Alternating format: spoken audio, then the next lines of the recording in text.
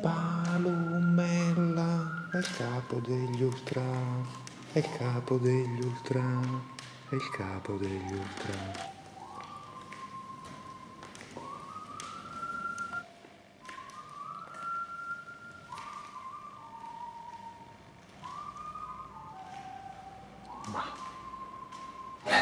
Dov'è la Biennale? Dove sono gli artisti? Ignoto scultore campano-iberico del secolo XVIII.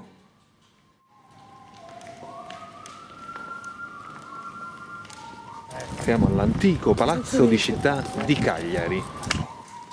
Bambola con abito tradizionale sardo. Ma io molto so brutto. Ma che cazzo è megafono? Ma che ci stiamo a fare là? Eccolo il pezzo del padiglione della Sardegna. Ma a parte il logo, veramente non si riesce a capire il padiglione Italia-Sardegna dove sia. Andiamo a vedere di che si tratta. Vediamo.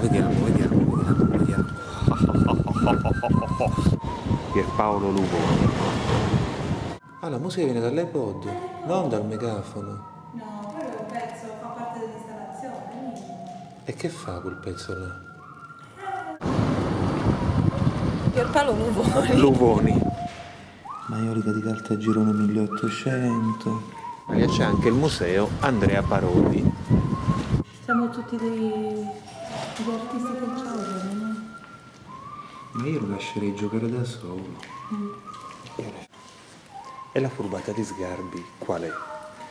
Usare il logo del padiglione Italia e della Biennale di Venezia per dirottare gli spettatori verso l'arte sacra.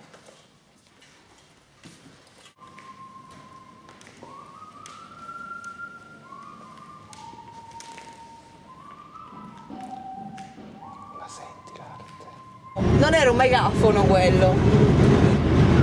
Una sirena, era la Era una sirena! sirena. Ulisse! Siamo arrivati a Boetti. Questa non è la sala di Boetti. No, questa è la sala del tappeto sardo. Ah, mi sono sbagliata. Uno specchietto per le allodole ed uno spot ben riuscito.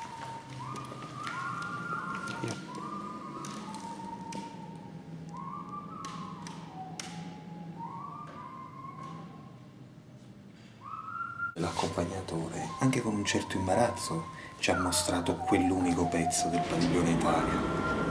Quasi a scusarsi. Ma che vorrà dire secondo te? Boh, se lo dovrebbe chiedere lei. Oh, Domenico Mimmo di Caterina e Barbara Rodao. Mai visto che vestivano il rosso i gentiluomini nel 1500? E certo, erano comunisti.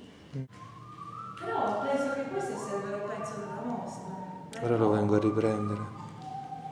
Era il rapporto tra il gommone e la sirena di Odisseo. La sirena, gli emigranti sì, che attraversano il mare per arrivare nel nostro mondo. Ah, i clandestini, era un pezzo di clandestini.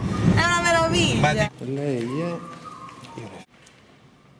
Piredda, incursione barra.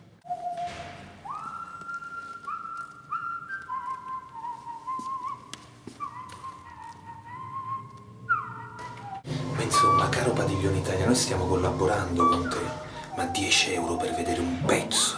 Dobbiamo andare al Masedu e anche al Mon. È un pezzo già visto. L'idea del canotto, della sfida, contro la natura, è una cosa già fatta qualche anno fa da un artista napoletano che forse Sgarbi non conosce, ma noi lo conosciamo, che si chiama Piero Golia. Ad asciugare gli scontri.